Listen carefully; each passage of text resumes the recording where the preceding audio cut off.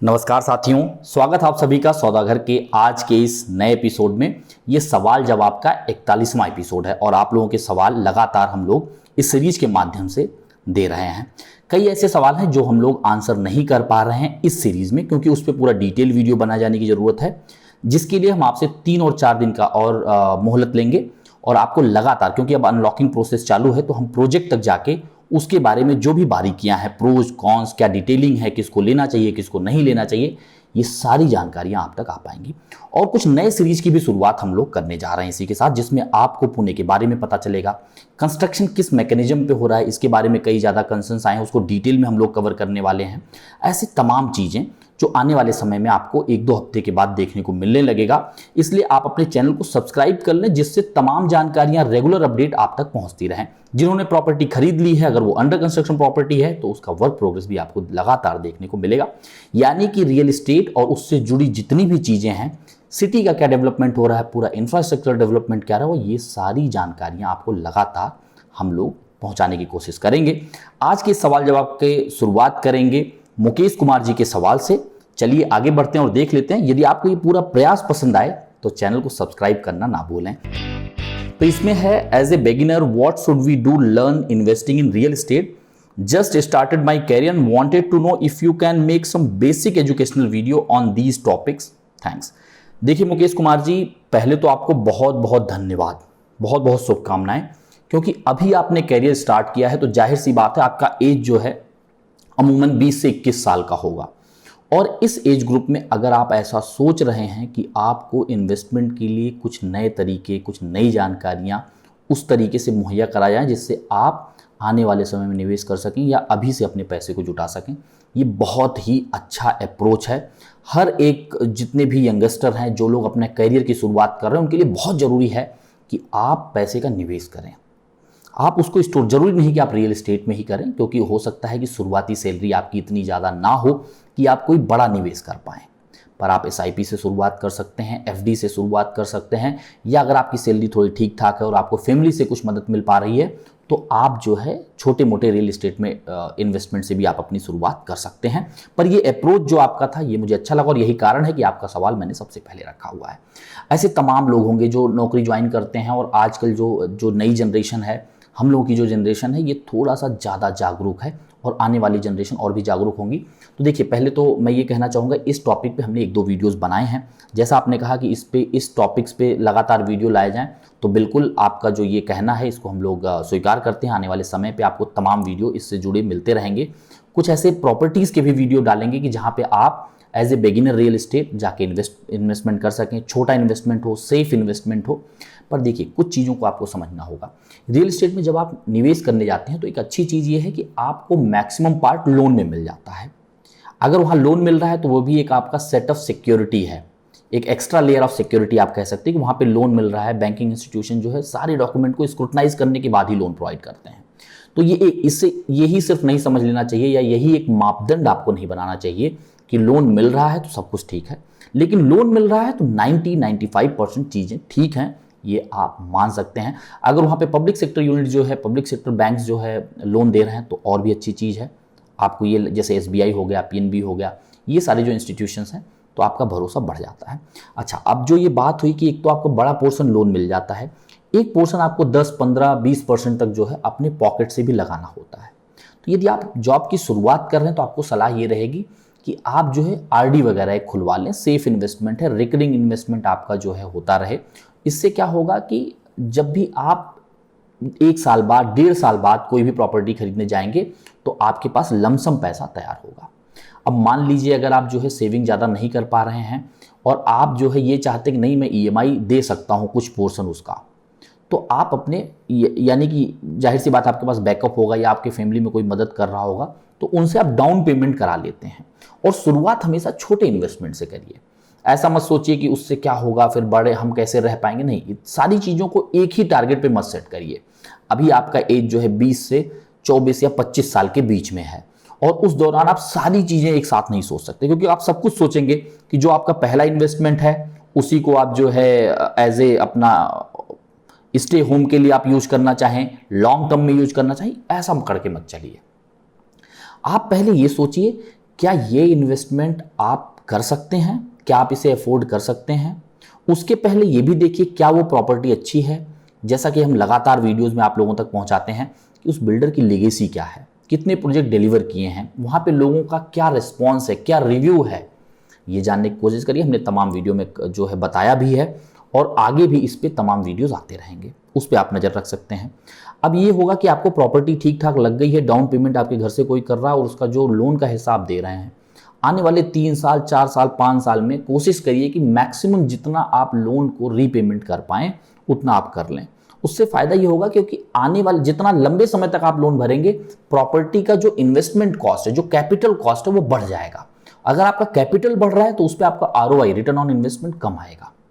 तो हमेशा कोशिश करिए कि उसके लोन को कम से कम लिया जाए, जितना भी कम आप ले सकें, और जो ले रहे हैं उसे भले आप 20 साल 25 साल का टेन्योर लें, क्योंकि आपका इनकम कम है और आप जो है ज़्यादा लोन लेने के लिए आपको टेन्योर बढ़ाना पड़ता है। तो कोशिश करिए कि जब आपका कुछ इंक्रीमेंट लगता है साल भर बाद, कुछ बोनसेस आते हैं, तो उसको इधर उधर ना खर्च करके आप लोन अकाउंट में जमा कर दें। प्री पेमेंट के आजकल कोई चार्जेस नहीं है, कुछ एक बैंक जो है कुछ रिस्ट्रिक्शन रखते हैं 6 महीने साल भर का, और जाहिर सी बात उसके बाद ही आप कुछ पैसा जुटा भी पाएंगे। कहीं से भी आपको सपोर्ट मिल रहा है उससे ज़्यादा से ज़्यादा आप लोन को रीपेमेंट करिए। जब आपको लगता है कि नहीं अब ये जो है रेंटल यहाँ पे ठीक ठाक आने लगा है, उसको आप जो है प्रोक्योर करिए, रखिए लंबे समय के लिए। लगता है कि नहीं रेंटल नहीं आ रहा है, इसे अब निकाल देना चाहिए, रेट अच्छा मिल रहा है, निकाल दीजिए। और अब आप सोचिए, क्योंकि अब आपकी एज 25 से 28 साल के बीच में हो चुकी होगी, आप जो है मैरिज भी प्लान कर रहे होंगे, यदि आपकी शादी हो चुकी है तो हो सकता है आप फैमिली प्लान करें। उस समय आप अपने रहने के लिए घर सोच सकते हैं कि अपना एक सेपरेट बड़ा घर लिया जाए, बड़े कारपेट का घर लिया जाए। तो इस तरीके से एक एक सीढ़ी आप आगे बढ़ें, एक साथ सब कुछ मत सोचें। इससे क्या होगा, आप प्रेशर में आ जाएंगे और एक छोटा इन्वेस्टमेंट भी आप नहीं कर पाएंगे। आप सोचेंगे चलो छोड़ो, जब पैसा आएगा तब देखेंगे। ये रवैया बिल्कुल ना अपनाएं। बिल्कुल इनिशियल स्टेज में है तो मैं आपसे यही कहूँगा SIP, FD, RD इन टूल में। और दूसरा एक टूल ये भी है, थोड़ा पैसा आप लोगों को जो है EPF जो है फंड में डालना चाहिए, जो एम्प्लॉय प्रोविडेंट फंड है। ये तमाम आप भी खुलवा सकते हैं, 1,00,000 1,50,000 रुपए उस पर आप डालते हैं, वो एग्जेम्प्ट भी हो जाता है, उस पर जो इंटरेस्ट आता है। नॉर्मल जितने भी आपके FD वगैरह हैं उससे थोड़ा ज़्यादा उस पर आपको इंटरेस्ट मिलता है, ये एक अच्छी चीज़ है। तो उसमें भी आप थोड़ा बहुत पैसे डाल सकते हैं। 3 के 4 साल के बाद, 5 साल के बाद वो भी आपके काम में आ सकता, हो सकता है जब आप दूसरा घर लेने जाएं तो वहाँ पे मदद कर जाए। तो आपको इस तरीके से शुरुआत करनी चाहिए। इस पे और भी तमाम वीडियो आपके लिए ले आएंगे, और जो पीछे हमने वीडियो बनाया है उसका लिंक भी आपको आई बटन पर मिल जाएगा, उसे भी एक बार आप डिटेल में देख लें। कुछ और कंसर्न समझना है स्पेसिफिक, अगर आपको कोई क्वेरी है तो आप हमें कमेंट में लिख के जरूर बताएं। आगे चलते हैं। श्रुति सिंह जी हैं, इनका सवाल है, hi give some suggestions for purchasing property at this time. बड़ा अच्छा सवाल है कि इस मौजूदा परिदृश्य में किस तरीके से जो है रियल एस्टेट करवट लेगा, क्या करना चाहिए, क्या हो सकता है। देखिए सबसे पहली चीज़, ये एक जो सिचुएशन है इससे कहीं ना कहीं जो रियल बायर हैं उनको फिर से फ़ायदा मिलेगा, लेकिन ऐसा नहीं है कि ये लंबे दौर तक मिलेगा। अभी बिल्डर भी स्ट्रेस्ड है, उसको भी पता है पिछला लास्ट क्वार्टर जो गया है वो अच्छा नहीं गया है। इस क्वार्टर का ये जो आखिरी महीना है यानी कि अप्रैल, मई और जून, अब ये जब जून बीतेगा तो उसको भी ये पता है कि हमें फटाफट यूनिट निकालने हैं, क्योंकि जो 3 महीने का बैकलॉग है उसे क्लियर करना है। उसका भी एक जो है खर्चा लगातार मीटर चालू है, चाहे वो सैलरी का हो, किसी बिल्डर ने लोन ले रखा है, काफ़ी उसके कॉन्ट्रैक्टर्स हैं, उनके पेमेंट है, तमाम चीज़ें हैं, तो उनका भी खर्चा लगातार चालू है। तो उसके लिए वो क्या करेंगे, कुछ परसेंटेज यूनिट को जो है थोड़ा एक्स्ट्रा निगोशिएशन पे वो निकाल सकते हैं। दूसरी चीज़ क्या है, जब बरसात आता है तो नॉर्मली जो है सेल थोड़ा ड्रॉप होता है कंपेयर टू अदर मंथ्स, क्योंकि लोग उतने फ्रिक्वेंटली जो है जाके फ्लैट नहीं खरीद सकते हैं। जब भी वो जाएंगे तो ज़रूरी नहीं है कि वहाँ पे जिस तरीके से वो विज़िट कर पाते थे आम समयों पे उस तरीके से वो विज़िट कर पाएँ, ये ज़रूरी नहीं है। तो ये सब चीज़ों की वजह से बिल्डर आपको वो बेनिफिट देगा, लेकिन जैसे ही उसका गरज पूरा हो जाएगा फिर बैक टू द नॉर्मल, यानी कि जो उसका बैकलॉग था, जो उसको लॉस हुआ है, उसको भी वो रिकवर करना चाहेगा।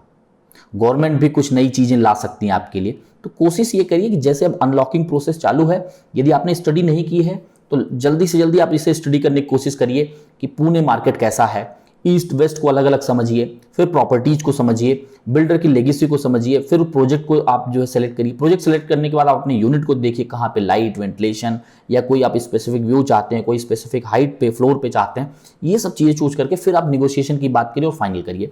इसको डिटेल में अगर आपको मदद चाहिए तो डिस्क्रिप्शन में हमने जो है अपना व्हाट्सएप लिंक दिया है, वहाँ पे आप क्लिक करके अपने कंसर्न को डाल सकते हैं। जो भी हमारे एक्सपर्ट हैं, आप हमसे डायरेक्ट बात करके फिर अपने निर्णय को धीरे धीरे आप आगे बढ़ा सकते हैं। यदि आपने स्टडी कर ली है तो बिल्डर से बात करने की कोशिश करिए डायरेक्टली कि पहले आप हमें ये कॉस्टिंग दिए थे, अब इस पे क्या आप देने वाले हैं, क्या नया बेनिफिट है, उसके बारे में आप चर्चा कर सकते हैं। तो इन माध्यमों से जो है आपको आगे बढ़ना चाहिए। दूसरी चीज जो इस परिदृश्य में आपको फायदा मिलेगा कि एक तो जो रेट कम है, तो आप पैकेज को कम मत करिए। अगर आप 60 लाख का बजट लेके चल रहे थे, हो सकता है वो 60 लाख वाली प्रॉपर्टी आपको 2 लाख रुपए सस्ते में मिल जाए, तो आप उसे 58 में लेने के बजाय मैं ये सलाह दूंगा कि आप 60 लाख ही इन्वेस्ट करिए, पर वो 2 लाख रुपए का कुछ एक्स्ट्रा एरिया परचेज करिए। अब ऐसा तो हो नहीं सकता कि आपने 2 लाख ज्यादा दे दिया, उसके बदले में आपको 20 स्क्वायर फीट कोई बिल्डर या 25 स्क्वायर फीट एक्स्ट्रा दे देगा। कोशिश करिए कि उससे बड़ा वेरिएंट क्या है।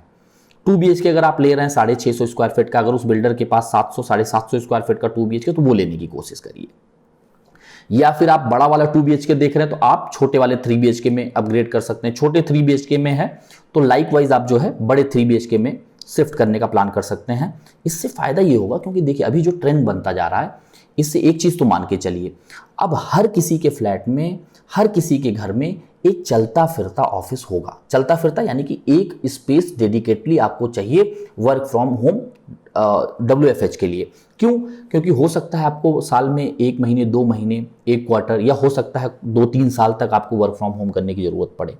उसके लिए डेडिकेटेड एक प्लेस होना चाहिए जो साउंड प्रूफिंग के साथ हो, प्रॉपर इंटरनेट कनेक्टिविटी हो, सारी जो सुविधाएं हैं काम करने से रिलेटेड वो वहाँ पे मौजूद होनी चाहिए, वो आपको करना चाहिए। साउंड प्रूफिंग वगैरह भी कराना चाहिए। प्रॉपर इस तरीके का चेयर जिसपे जैसे आपको ऑफिसेज में मिलता है, लंबे समय तक आप काम कर सकें, वहाँ पे और भी तमाम चीज। तो मैंने जो आपको बताया कि अगर आप एक्स्ट्रा स्पेस में इन्वेस्ट करेंगे, पैसा बचाने के बजाय 1-2 लाख रुपए एक्स्ट्रा भी लग जाए, लेकिन अगर आपके पास स्पेस ज़्यादा है तो आने वाले समय पे वो आपको मदद देगा। अगर कल को आप कोई दूसरी प्रॉपर्टी ले रहे हैं, किसी दूसरे शहर में जा रहे हैं, या आप अब्रॉड जा रहे हैं, तो आपको वहाँ रेंटल अच्छा मिल सकता है। आप जब रीसेल करने जाएंगे तो जो पर स्क्वायर फीट रेट का ही है या जो पैकेज बढ़ता है वो एरिया का ही है। अगर आपके पास ज़्यादा एरिया है तो भी आपके लिए मददगार साबित होगा। तो आप मैक्सिमम एरिया जो है प्रोक्योर करने की कोशिश करिए। ये इस सिचुएशन के हिसाब से जो मैं आपके सामने रख रहा हूँ, इसमें आपका जवाब श्रुति जी हमने दे दिया। इस माध्यम से आप काफ़ी तमाम लोगों को भी इसके बारे में कुछ ना कुछ जानकारी मिली होगी। कोशिश करेंगे कि आने वाले समय पे आपको इस पे एक डेडिकेटेड वीडियो बनाए, जैसे हमने पीछे भी जब लॉकडाउन लास्ट ईयर हुआ था उसके बाद हमने 2-3 वीडियो इस टॉपिक पे बनाए थे। कई बिल्डर से हमने बात की थी इस परिदृश्य में आगे क्या क्या हो सकता है। सेम सीरीज जो है इस बार भी आपको देखने को मिलेगा। थोड़ा समय इसके लिए आप लोगों को देना होगा। अगले सवाल की तरफ बढ़ते हैं। अमित जी हैं, इन्होंने सवाल किया है, sir is there any chance to revise और decrease GST on under construction flat, for example 75 lakh flat. देखिए पहली चीज अमित जी कि GST को आप चेंज नहीं कर सकते हैं। दूसरी चीज, जो आपका एग्रीमेंट कॉस्ट है उस पे GST लगता है 1% या 5%। उसके क्राइटेरिया को हमने तमाम वीडियोस में डिस्कस किया है। यदि उसका 650 स्क्वायर फीट कारपेट है, 45 लाख के अंदर का पैकेज है, तो आपको जो है 1% देना है। अगर उसके ऊपर का एरिया है, 45 लाख से ऊपर का आपका बजट जा रहा है, तो वहाँ 5% देने की ज़रूरत है। ये एक चीज़ ऐसी है कि ये प्रो रेटा बेसिस पे लगता है। प्रो रेटा बेसिस यानी कि आपने बिल्डर को 5 लाख रुपए का पेमेंट दिया और आप 5% के GST के स्लैब में आ रहे हैं, तो आपको 25,000 रुपये जो है आपको देना होगा एज ए GST। तो इस तरीके से जितना जितना आपका जो है डिसबर्समेंट होता जाएगा उस स्टेप पे आपको जो है GST पे करना है, क्योंकि GST यानी कि एक तरीके का सर्विस टैक्स ही है। जब आप जिस चीज़ की सर्विस ले रहे हैं उसी का आप टैक्स देंगे। तो जो फ्लोर बना उसके अगेंस्ट जो आपका डिमांड किया गया, जो आप डिसबर्समेंट दे रहे हैं, उस पर जितना GST आपका बन रहा है वो भरना है।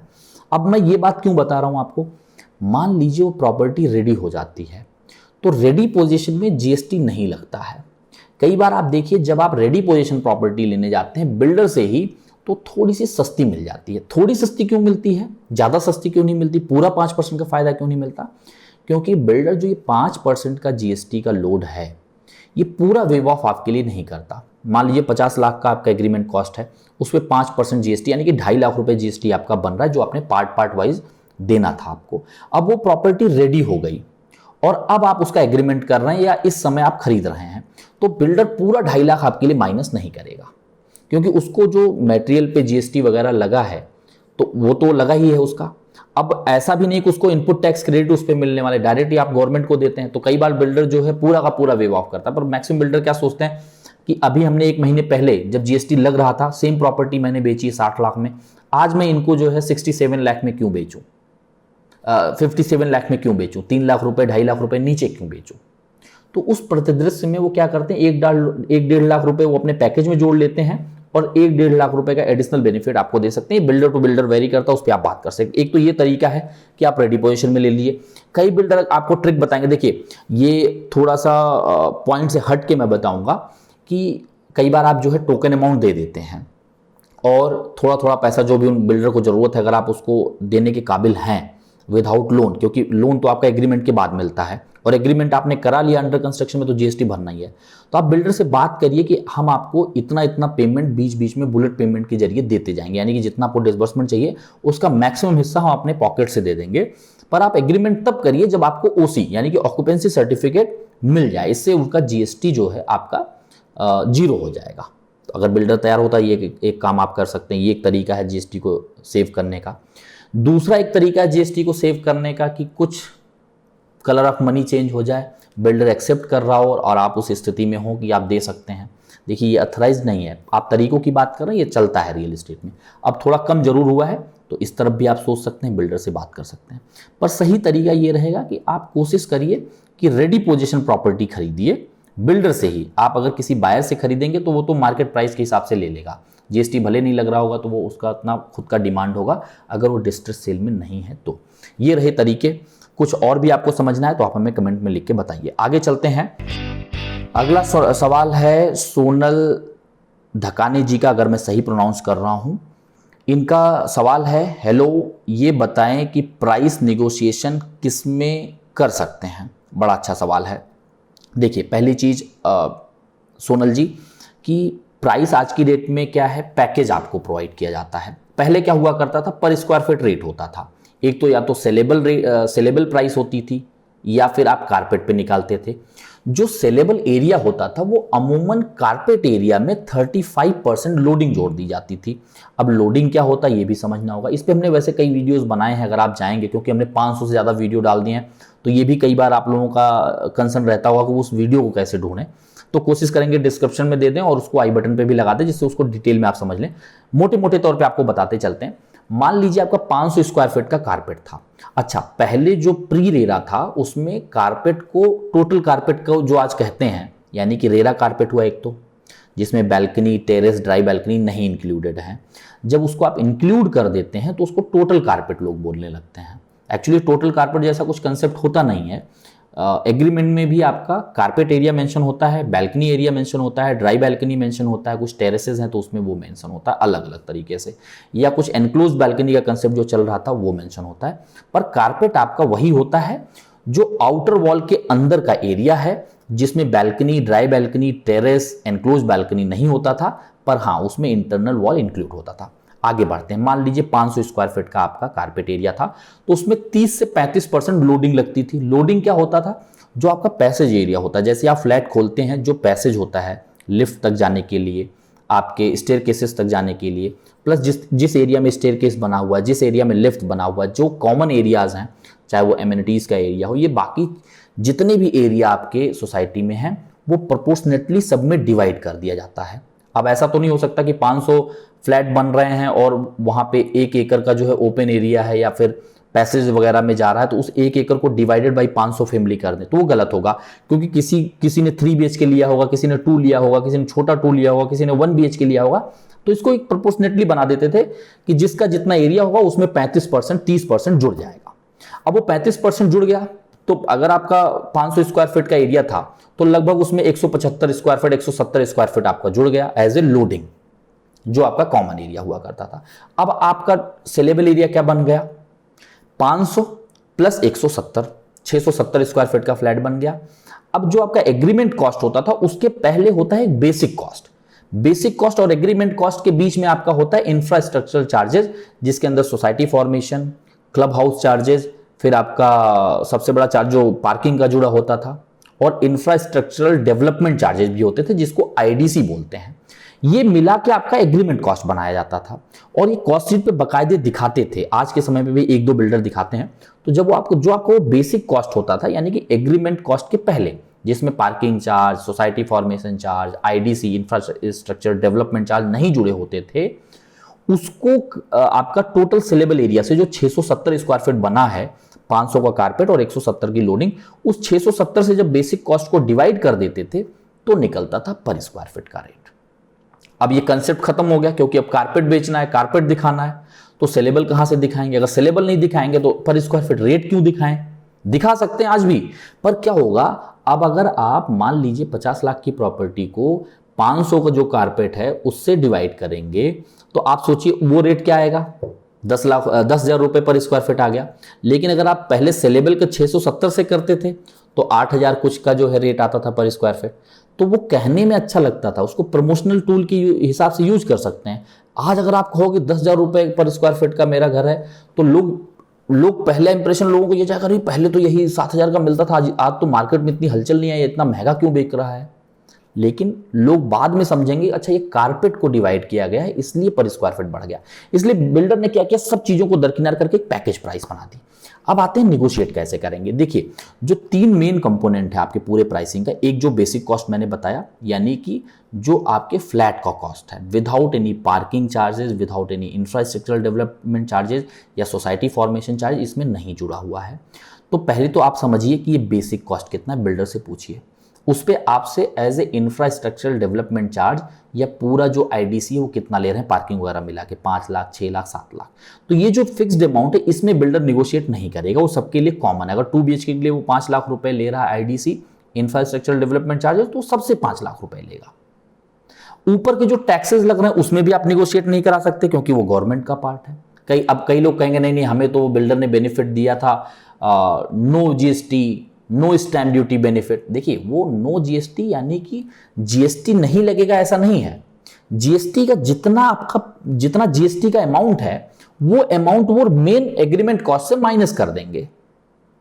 अगर 50 लाख रुपए वैल्यू है तो वो निगोशिएशन पहले भी करते थे 2 लाख, अब आपको उन्होंने कह दिया कि जीएसटी वेव ऑफ हो गया, स्टैंप ड्यूटी वेव ऑफ हो गया, तो आप जो साइकोलॉजिकली आपको लगेगा अरे तो बहुत अच्छा हो गया, इस सिचुएशन की वजह से हो गया। पर पहले भी वो लमसम उतना ही निगोशिएशन देते थे, पर ये नहीं कहते थे कि जीएसटी हम वेव ऑफ कर रहे हैं।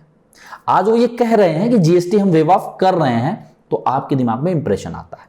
तो निगोशिएशन जो आपको करना है वो बेसिक कॉस्ट में करना है, कि जो 50 लाख रुपए है उसमें कितना कम करोगे। क्योंकि आप अगर कहेंगे नहीं पार्किंग का इतना क्यों ले रहे हो, आप इंफ्रास्ट्रक्चर डेवलपमेंट के चार्ज के नाम पे आप 3 लाख क्यों ले रहे हो, 2 लाख क्यों ले रहे हो, देखिए उसमें बिल्डर एंटरटेन नहीं करेगा। और एक तो बिल्डर आपके सामने नहीं बैठ रहा है, कोई रिप्रेजेंटेटिव है, उसको पता ही नहीं होता, उसके लिए वो कॉमन सी बात है, आपके लिए नई चीज है, आपको लगा नहीं इतना ज्यादा क्यों लिया जा रहा है, तो वो भी इरिटेट होगा, आप भी इरिटेट होंगे। तो उस मुद्दे को साइड में रख दीजिए, बस उससे इतना पूछिए क्या ये चार्ज सबके लिए बराबर है, वो बोलता है हाँ, उसको साइड में रखिए। ठीक है, मुझे बेसिक कॉस्ट में बताइए कितने में आप पैकेज लगाएंगे। दूसरा आप बात कर सकते हैं जो ग्रैंड टोटल, यानी कि जिसमें स्टैंप ड्यूटी वगैरह सब मिला हो, उसमें कितना कम करेंगे। इस तरीके से आप निगोशिएशन कर सकते हैं। दूसरा जो सिचुएशनल निगोशिएशन है, कुछ तो बिल्डर ऑफर करेगा, कुछ आप अपनी तरफ से भी बात कर सकते हैं। देखिए भाई इस सिचुएशन में हम खरीद रहे हैं, आप एडिशनल क्या देना, आप पहले कितने में बेच रहे थे। अब वो हो सकता है कि आपको ज़्यादा भी बता सकता, तो आप क्रॉस वेरीफाई करिए, हमसे भी डिस्कशन कर सकते हैं उस प्रॉपर्टी की पहले कॉस्ट क्या थी, आज क्या सच में उसमें बेनिफिट मिल रहा है कि नहीं। क्योंकि लास्ट टाइम काफ़ी ब्लफ हुए थे, काफ़ी बिल्डर ने उस प्राइस पे बेच दिया जितना कि प्री कोविड भी नहीं था, यानी कि ज़्यादा में बेच दिया आप लोगों को। तो इस तरीके से आप निगोशिएशन आज के दौर में कर सकते हैं, जहां पे पर स्क्वायर फीट रेट नहीं बताया जा रहा है। आगे चलते हैं। आशीष बंसल जी हैं, इन्होंने सवाल किया है, can I get home loan for Gunthewari plot? No, big no. आप गुंठेवाड़ी के लिए लोन आपको नहीं मिलेगा। एक तो आप छोटा प्लॉट ले रहे हैं, कच्चा प्लॉट ले रहे हैं, अनऑथराइज्ड प्लॉट ले रहे हैं, क्योंकि छोटा गुंठेवाड़ी जो टुकड़ाबंदी कायदा वो ये कहता है आप छोटा प्लॉट नहीं ले सकते हैं।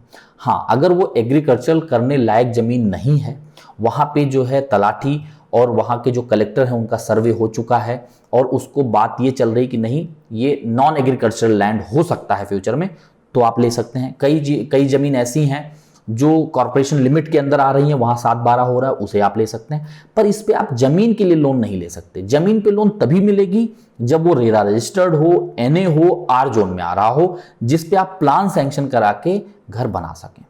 आज आपको जमीन पर्सनल लोन या अदर लोन लेके करना पड़ेगा। और यदि आप कल को कंस्ट्रक्शन कराने जाते हैं और ये लैंड अब आर जोन या एनए में आ चुका है और आप एक सैंक्शन प्लान के तहत जो आर्किटेक्ट से आपने बनवाया है, जितना वहां की एफएसआई है उसके हिसाब से उसने कंज्यूम करके जो आर्किटेक्चर प्लान बनाया है, जब आप उसे बैंक को देंगे तो वहां पे उस कंस्ट्रक्शन के लिए आपको लोन मिल सकता है।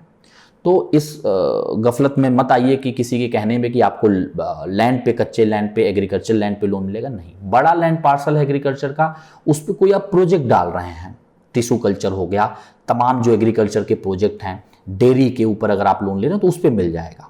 पर एग्रीकल्चर के छोटे प्लॉट, जहां तक आप गुंठेवारी की बात कर रहे हैं, उस पर लोन नहीं मिलता है। अगर आप किसी कारणवश गुंठेवारी आपको खरीदना पड़ ही रहा है, चीजें साफ सुथरी लग रही हैं, तो कोशिश ये करिए कि उस पर कंस्ट्रक्शन मत करिए, वेट करिए। जब वो आर जोन में आ जाए तब आप कंस्ट्रक्शन करिए, क्योंकि बेसिक चीजें भी तो होनी चाहिए आपके लिए। सीवर लाइन होना चाहिए, लाइट की अच्छी कनेक्टिविटी होनी चाहिए, वाटर की कनेक्टिविटी होनी चाहिए। ऐसा नहीं है कि आपने जमीन लिया, बना लिया, बाकी चीजों के लिए आपके पास आप पूरा समय उसी में डाल देंगे। पानी की व्यवस्था में सिक्योरिटी हो गया, सीवर लाइन हो गया, एमिनिटीज नहीं होगी, बच्चे आपके कहाँ खेलेंगे, ये तमाम चीजें। तो जमीन लीजिए अगर साफ सुथरी लग रही है, लेकिन थोड़ा कागज वगैरह देख के लीजिए और लेने के बाद तुरंत कंस्ट्रक्शन मत करिए। मान लीजिए वहां 10-20 कंस्ट्रक्शन हो गए और आपको कॉन्फिडेंस आ रहा है कि अब हमें कंस्ट्रक्शन करना है, तो इस तरीके से करिए कि वहां आसपास का एफएसआई क्या है पता कर लीजिए। ये आपको लॉयर भी बता देंगे, आर्किटेक्ट भी बता देंगे।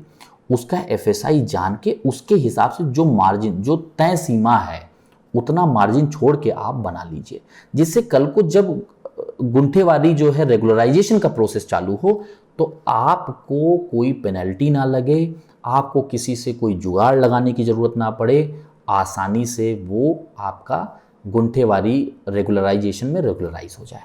तो इन बातों का ध्यान जरूर रखें। और इसमें एक लाइन और जोड़ देता हूं जो मैं तमाम वीडियोस में बताता भी हूं। अगर आप अनऑर्गेनाइज्ड सेक्शन में प्लॉट ले रहे हैं, गुंठेवारी में प्लॉट ले रहे हैं और आपको वहां कंस्ट्रक्शन, क्योंकि आपके पास ज़्यादा पैसे नहीं है कि आप लोन ज़्यादा ले सकें, तो आप कोशिश ये करिए कि जो आपके पड़ोसी हैं उनसे ये बात करिए कि बीच में कॉमन एरिया छोड़िए। अब मान लीजिए आपको पाइपिंग कराना है, पेंटिंग के लिए रखना है, सीपेज लीकेज रोकने के लिए जो कुछ काम फ्यूचर में मेंटेनेंस के लिए छोड़ना है, तो आप 2-2.5 फीट स्पेस छोड़ेंगे, क्योंकि उससे कम स्पेस में तो आपका मेंटेनेंस हो नहीं पाएगा। आप 2-2.5 फीट छोड़ें, अगला भी 2-2.5 फीट छोड़े, तो बीच में 5 फीट का स्पेस आ रहा है। तो इसमें हो सकता है आपके पास 1000 स्क्वायर फीट ही हो, लगातार मार्जिन छोड़ने में आपका लैंड ही कुछ नहीं बच रहा है, आखिरकार आप तंग आके पूरे लैंड पार्सल पे घर बना लेते हैं। तो पड़ोसी से बात करिए, म्यूचुअली एग्रीमेंट करिए कि भाई देखिए आप 1 फीट छोड़ दीजिए, मैं 1 फीट छोड़ देता हूं, आप 1.25 फीट छोड़ दें दोनों लोग, या 1.5 फीट छोड़ दें, 3 फीट का जगह हो गया, उसका भी काम हो जाएगा, आपका भी काम हो जाएगा। बीच में कॉमन वॉल रखिए, ऐसा नहीं कि आप कॉमन वॉल मत रखिए, और जो कॉमन वॉल रखिए उसको भी आधा उसके में आधा इसमें। अगर 4 इंच की वॉल है तो 2 इंच उनके में जाने दीजिए लैंड में, 2 इंच आप में। तो इससे एरिया बचेगा, आप लोगों के अंदर एक घनिष्ठता भी बैठेगी, काम भी आसानी से हो सकेगा, एक तरीके का लेआउट दिखेगा, देखने में भी अच्छा लगेगा, मेंटेनेंस में भी अच्छा रहेगा। तो ये सारी चीजों से आपको जो समस्याएं बाद में आती हैं उससे निजात मिल पाएगा। और कभी मान लीजिए कोई ऐसा आपातकालीन सिचुएशन आती है तो उस समय भी ये सारी स्पेस, ये सारा मैनेजमेंट आप लोगों के लिए काम आएगा। फ्रंट पे ज्यादा से ज्यादा जो रोड पे कवर कर लेते हैं लोग, मत करिए, क्योंकि विषम परिस्थितियों में ये आपके लिए ही घातक हो सकता है। तो ये यहाँ पे मैंने ये चीजें ऐड कर दी, इस पे हमने तमाम वीडियोस भी बनाए, उसे भी आप लोग देख सकते हैं। आगे बढ़ते हैं। ज्योत्सना डी पाटिल जी का सवाल है, सर बिल्डर ने टेरेस बोला था अकॉर्डिंग टू प्लान और अब बालकनी प्रोवाइड कर रहे हैं, जिससे बहुत से फ्लैट ओनर डिसअपॉइंटेड हुए हैं। हम अब क्या एक्शन ले सकते हैं अगेंस्ट बिल्डर? अभी सिर्फ इंटरनल काम बाकी है। लास्ट 1.5 ईयर हम ऑल बायर्स फ्लैट विजिट नहीं कर पाए। Builder not allowed to visit due to COVID, please guide. देखिए, पहली चीज तो कई लोगों के दिमाग में ये कंफ्यूजन आ रहा होगा, टेरेस कहा था, बालकनी दे रहा है, मतलब कई चीज़ों को कई लोगों को पता होगा। जिनको नहीं पता है उनके लिए टेरेस और बालकनी में एक बेसिक डिफरेंस ये होता है। टेरेस यानी कि जिसका ऊपरी हिस्सा ओपन हो या फिर अल्टरनेट बेसिस पे ओपन हो, कम से कम उसका 3 हिस्सा ओपन होना चाहिए, 2 हिस्सा ओपन होना चाहिए, यानी कि जहां पे प्राइवेसी कम होती है वो टेरेस हो गया आज के दौर में। और जो आपका बिल्डिंग का स्ट्रक्चर है, मान लीजिए ये लैपटॉप है आपका, अब ये बिल्डिंग का मेन हिस्सा है जिसके अंदर आपके जो है किचन है, हॉल है, बेडरूम्स हैं, इससे जो एलिवेटेड हिस्सा आगे निकला होगा, वो निकला हुआ एलिवेटेड हिस्से को टेरेस कहते हैं। आम भाषा में अगर आप घर बना रहे हैं, टेरेस यानी कि जो ऊपर की छत होती है।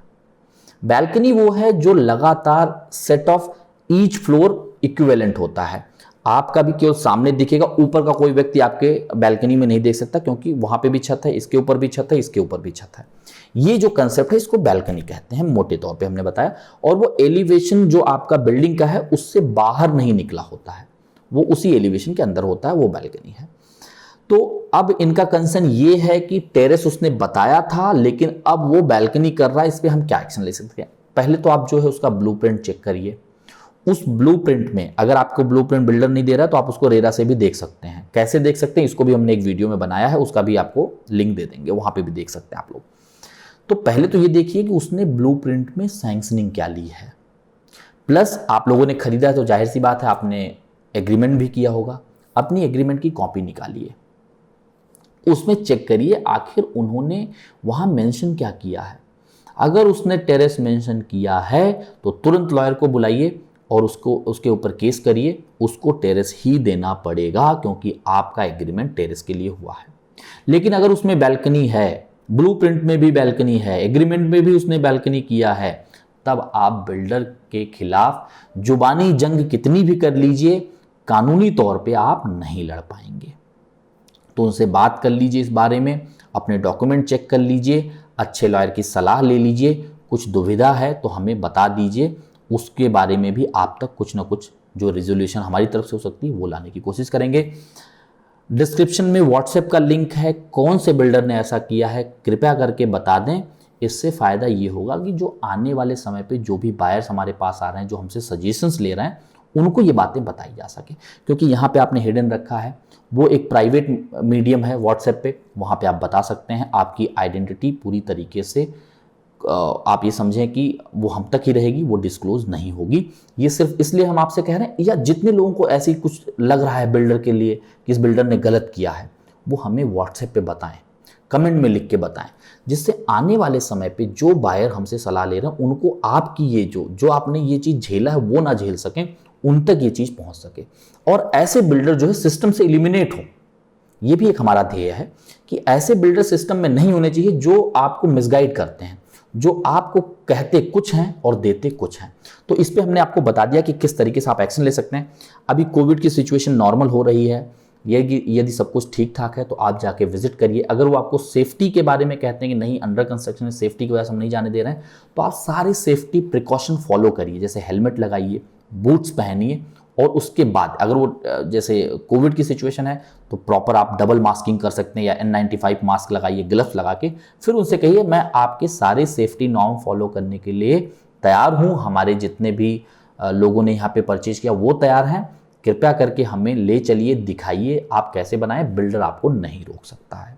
हाँ, हो सकता है कहीं लिंटल पड़ रहा है, कुछ सिक्योरिटी की वजह से वो कह रहा है, तो रुक जाइए 15 दिन, पर 15 दिन बाद भी अगर वो मना करता है तो आप जो है उस पर एक्शन ले सकते हैं। आप लोग एकजुट होइए, और आप कह रहे हैं सारे ओनर को ये चीज़ें फेस करनी हो, जाहिर सी बात आप लोगों को कोई व्हाट्सएप ग्रुप होगा, उस पर भी डिस्कस करके 2-4 लोग एक साथ जा सकते हैं। पर हाँ, कोविड की जो सिचुएशन है उसको ध्यान में रखें, प्रॉपर सोशल डिस्टेंसिंग, मास्किंग, इन सब चीज़ों का भरपूर प्रयोग आप लोग करके पूरी सेफ्टी के साथ ही वहाँ जाएं। आगे बढ़ते हैं। रेखा डोंगरे जी हैं, इन्होंने सवाल किया है, sir please review Riverdale groove Kharadi project builder litigations and ROI, thank you. देखिए रेखा जी, इस पे कोशिश करेंगे पूरा डिटेल वीडियो बना दें। यहाँ पे थोड़े में आपको जानकारी जरूर देना चाहेंगे, और हमारे पास प्रोजेक्ट स्पेसिफिक तमाम सवाल आए हैं। आप लोग निराश ना हो, जल्द से जल्द, जैसे मैंने शुरुआत में ही बताया कि प्रोजेक्ट तक जाके वहाँ का प्रोज क्रॉन्स और ये भी चीज़ें कि who should by who should not, ये सारी चीज़ें आप तक लेके आएंगे। क्या वहाँ पे डेवलपमेंट चल रहा है, क्या हो सकता है, ये सारी चीज़ें आपको देखने को मिलेंगी। जहाँ तक रही बात रिवरडेल की, देखिए एक तो ये बिल्डर बहुत पुराना नहीं है, इनका ये पहला प्रोजेक्ट है, शिपिंग इंडस्ट्री में थे, ये सब बेसिक इन्फॉर्मेशन आप लोगों को मिल ही गया होगा। मिस्टर दुबास, उनकी यहाँ पे ज़मीन है, कंस्ट्रक्शन के लिए इन्होंने सापुर जी पालन जी को हायर किया है, और जब आप थर्ड पार्टी हायर करते हैं, वो भी सापुर जी पालू जी जैसी कंपनी को, तो आपका कंस्ट्रक्शन कॉस्ट अमूमन बढ़ जाता है। क्वालिटी जरूर हो सकता है कि आप अच्छा दे पाएँ, काफ़ी उसको भी लेकर काफ़ी लोगों का कंप्लेन था जो खुल के हमारे सामने नहीं आए, तो वो एक अलग वीडियो में डिस्कस करेंगे। पर यहाँ पे एक चीज़ ये है कि आपका कंस्ट्रक्शन कॉस्ट बढ़ रहा है, तो जो फ्लैट की कीमत अमूमन होनी चाहिए उससे थोड़ा ज़्यादा आपको देना पड़ेगा, एक पहली चीज़। दूसरी चीज़, जो रिवरडेल का मैक्सिमम लैंड पार्सल आप देखें तो रिवर फ्रंट रोड जिसको हम कह रहे हैं, रिवर जो नदी से लग के है, मोड़ा मुथा रिवर नदी से जो लग के है रोड, वहाँ पे मौजूद हैं। लगभग 30 से 35 एकड़ के बीच में ज़मीन है और बिल्कुल रोड से लगे होने के कारण जब तक नदी साफ नहीं होती है, वो एक जो है समस्या, वहाँ से बदबू, मच्छर की जरूर हो सकती है, क्योंकि उसकी जो स्थिति है वो अच्छी नहीं है नदी की। बरसात में केवल उसमें फ्लोइंग वाटर, लाइव वाटर रहता है, उस समय तक सिचुएशन ठीक होती है। बरसात बीतने के 1 महीने के बाद ही उसमें पूरे शहर का जो कचरा है, जो आपका अनट्रीटेड वाटर है, वो पूरा का पूरा आ जाता है। उसके बाद बदबू, और खासकर जो आपका यहाँ पे इन्होंने बनाया हुआ मुंडवा में जैकवेल, जहाँ से वो सक्शन करके खेती के लिए, खेती के लिए जो है, सिंचाई के लिए जो है पानी प्रोवाइड करते हैं, मुहैया कराते हैं, उसको वहाँ पे थोड़ा पानी रोकते हैं जिससे कि सक्शन के लिए पर्याप्त मात्रा में पानी रह सके। तो एक स्टैग्नेंट वाटर की सिचुएशन भी क्रिएट होती है, जिससे वाटर वीड वगैरह भी वहाँ होते हैं, मच्छर की समस्याएं अकूत होती हैं। उसको भी वीडियो में आप लोग अभी देख पा रहे होंगे, हमने वहाँ पे कई बार फिल्माया भी है, दिखाया भी है ग्राउंड रिपोर्ट में। तो ये एक समस्या हो सकती है। बिल्डर इस परिदृश्य में अगर आपको अच्छा नेगोशिएशन दे रहा है, आप लॉन्ग टर्म के बारे में सोच रहे हैं, तो बिल्कुल आपको डिसीजन लेना चाहिए, शॉर्ट टर्म को समझना है। और ये जो चीज़ें हमने बताई, अगर ये आपके क्राइटेरिया में मैच नहीं कर रहा है, तो बिल्कुल आपको और भी चीज़ें एक्सप्लोर करनी चाहिए, उसके बाद भी फाइनल डिसीजन पे पहुंचना चाहिए। इसी तरीके से जो और भी बारीकियां रहेंगी इस प्रोजेक्ट के, जब इसका डिटेल वीडियो बनाएंगे तो आप तक ले आएंगे। बाकी जो प्रोजेक्ट के लिए आप लोगों ने रिक्वेस्ट किया है, उसका वीडियो भी एक एक करके आने वाले समय मिल जाएगा। अभी लॉकडाउन था, हम लोग उस तरीके से बाहर निकले नहीं, वो हमारे लिए सेफ भी नहीं था, इस वजह से कुछ वीडियोस आपको प्रोजेक्ट रिव्यू से रिलेटेड कम मिले हैं, पर अब लगातार इस श्रेणी में आपको वीडियो मिलना चालू हो जाएगा। मेट्रो सीरीज का भी वीडियो आपको मिल जाएगा लगातार, क्योंकि उस पर भी हमने कई वीडियोस बना दिए हैं। यदि आपने नहीं देखा तो देखिए, हर एक वीडियो में कुछ ना कुछ नए इन्फॉर्मेशंस मिलेंगे। आप अपने सुझाव भी दीजिए, लोगों तक शेयर भी करिए। आगे बढ़ते हैं। समद सिद्दीकी जी हैं, इनका सवाल है, respected sir, I hope you are fine. मैं उत्तम नगर एनडीए रोड पुणे से हूँ। मुझे एग्रीकल्चर के लिए अभी सबसे अच्छी और सस्ती ज़मीन कहाँ मिलेगी, और क्या ज़मीन लेना बेस्ट रहेगा ऑल फैमिली को रहने के लिए, या फिर फ्लैट्स लेना चाहिए? देखिए, मैं बिल्कुल अच्छा हूँ जो आपने शुरू में कहा। आशा करते हैं आप भी स्वस्थ होंगे, आप सभी लोग स्वस्थ होंगे। देखिए, दो चीज़ें आपने जो सवाल किया, इसमें एक चीज़ मुझे कॉन्ट्राडिक्टरी लग रहा है। एक तरफ आप एग्रीकल्चर लैंड सस्ती कहाँ मिलेगी ये पूछ रहे हैं, दूसरा आप उसको रहने के लिहाज से भी पूछ रहे हैं। तो अगर मैं गलत नहीं समझ रहा हूँ तो आप ये कहना चाह रहे हैं कि सेती की ज़मीन जो गुंठेवारी में है उसे लेना ठीक रहेगा, उसे लेके घर बनाना, या फिर फ्लैट लेना जो है सही रहेगा। तो इसका पूरा कंपैरिजन वीडियो समझ जी हमने बनाया हुआ है, वो एक बार आप ज़रूर देखिए, क्योंकि उसमें कई बारीकियों पे, कई चीज़ों पे हमने डिस्कशन किया है।